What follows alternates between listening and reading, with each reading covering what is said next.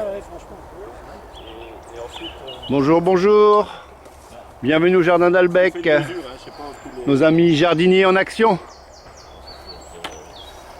Ça va Robert? Oh, bonjour Robert. Bonjour. Tu mets tes pommes de terre. Tu mets quoi comme pommes de terre là? C'est un mélange, c'est la fin, je mets ce qui reste. C'est un D'accord. mélange un peu de tout. D'accord. On fait des poteaux, quoi. Il n'est pas trop tard pour mettre des pommes de terre de toute façon. Non, non, pas 5 du tout. graines. On peut mettre ce que fin mai. Hein. Parce que fin mai. Ah oui, même plus tard. Actifs du limbourg. Pareil, poteau. Ouais, c'est à peu près... Bernard est un peu plus loin en train de nettoyer une parcelle. Et ici nous avons donc... Bonjour Michel. 5 haricots là-dedans. Bonjour Samuel. Bonjour. Bonjour Mélissa.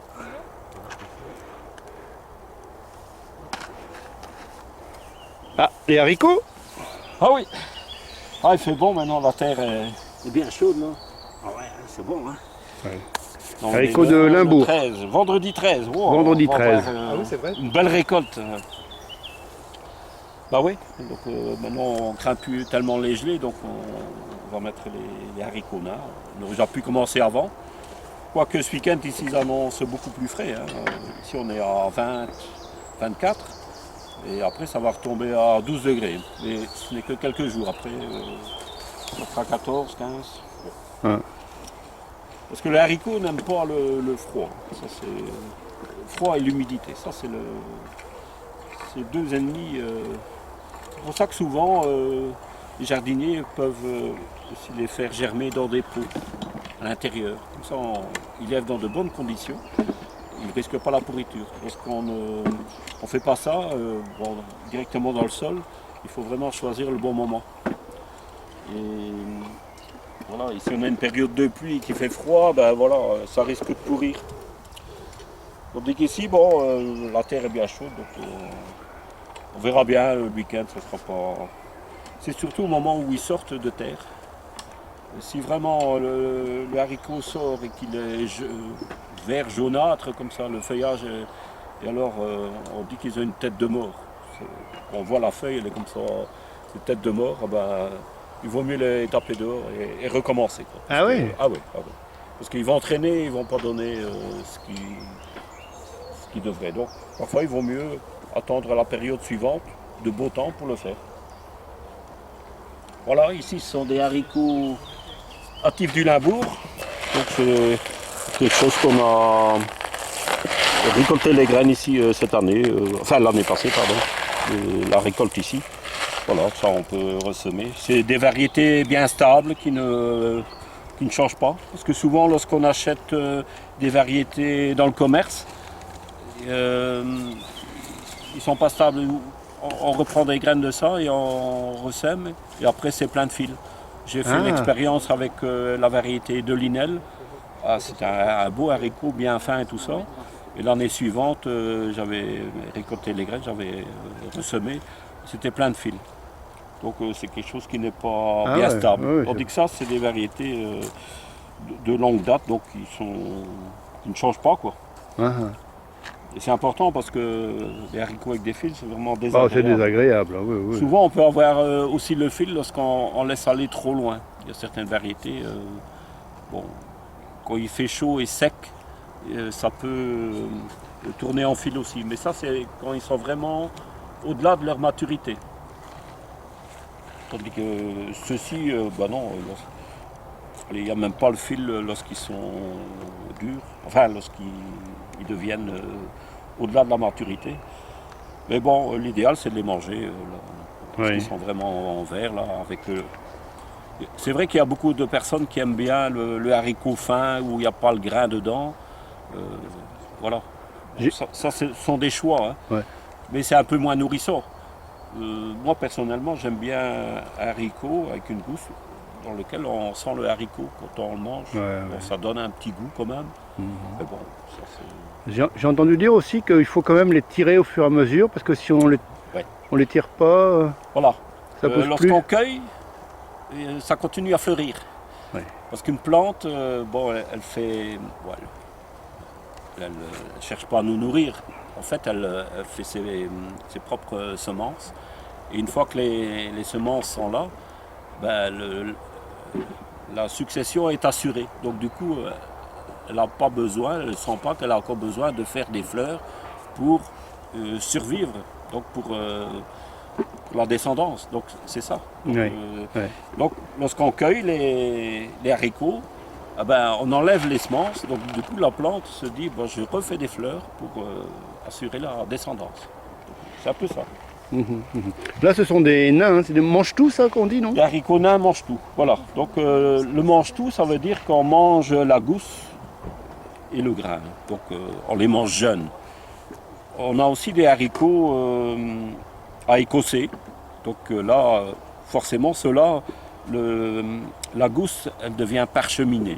Donc, et en fait, c'est un haricot que l'on doit écosser. Donc on mange le grain sec à ce moment-là. Donc on a par exemple en Vendée, il y a la mange, je ne sais plus, la mangeotte, non, la moujotte, non. Ben, c'est un nom comme ça. Ben, c'est vraiment le haricot qui est à manger sec. Donc on fait des conserves avec ça. Ah oui, oui. La mangette ou mougette ou mangette, je ne sais plus trop. Et quand on dit nain, c'est-à-dire que c'est pas aram, c'est ça, Voilà, donc ça reste nain. Donc, en principe, le haricot, au départ, le haricot, ça a toujours été une liane. Donc ça monte. Ça Mais s'accroche. on a sélectionné pour avoir des haricots nains, pour qu'ils ne viennent pas si haut. Évidemment, un haricot nain produira moins, puisque la plante est plus petite. Oui. Mais il produira plus vite, parce qu'elle vient oui. vite en fleurs, avec les gousses dessus. Tandis que le haricot à rame, donc sur une rame, ça monte à 3-4 mètres d'auteur. Donc la plante est plus grande, elle produira beaucoup plus sur les mêmes pieds, une dizaine de pieds, là, une dizaine de haricots. Ça va produire beaucoup plus que 10 grains de haricots nains. Mais seulement, ça met plus de temps à pousser, donc ça vient plus haut, donc ça fleurira un peu plus tard, tant que la plante n'est pas tout à fait... Enfin, elle grandit, elle fleurit, mais bon, voilà, ça met plus de temps. Et ça prend aussi moins de place, aram, au sol. Voilà, on a plus de production par mètre carré, quoi. Donc,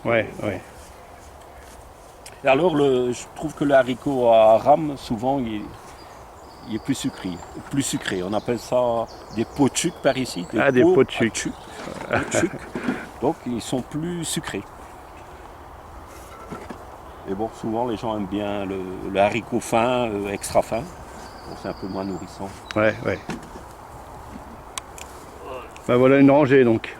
Ah bah oui. Donc, et après, on va continuer, on mettra les haricots à rame. Hein, donc, à partir de mi-mai, on met les haricots à rame aussi. Parce qu'il faut les mettre assez vite.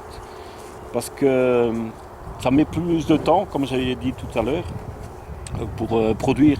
Donc si on sèmerait ça après je crois que c'est après le 15 juin, ça devient un peu limite. Donc on risque de ne plus avoir la production totale. Tandis que les haricots nains, il ne faut pas tout mettre en même temps, il faut étaler. Donc mettre un peu maintenant, puis dans une semaine ou deux, on en remet. Alors on met d'autres variétés, il y a des haricots verts, il y a des haricots jaunes, des violets, donc il faut un peu varier parce qu'il y a parfois des haricots qui sont plus résistants à l'humidité. Il suffit qu'on ait une période où c'est un peu plus humide. Ben voilà, je sais que le haricot violet par exemple, il est assez résistant, assez rustique comme on dit. Donc c'est intéressant d'avoir différents. Alors les haricots beurre, donc là c'est...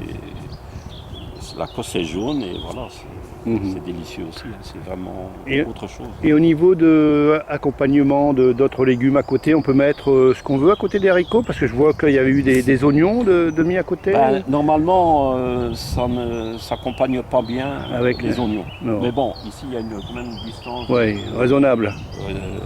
70, 70 cm. Bon, il faut bien les mettre quelque part. Non, parce que le haricot, on pourrait le mettre par exemple avec des tomates ou avec des choux. Ben, ça, il faut un peu voir les revues spécialisées pour ça. pour les associations. Mais il ne faut pas oublier qu'un haricot prend quand même beaucoup de place.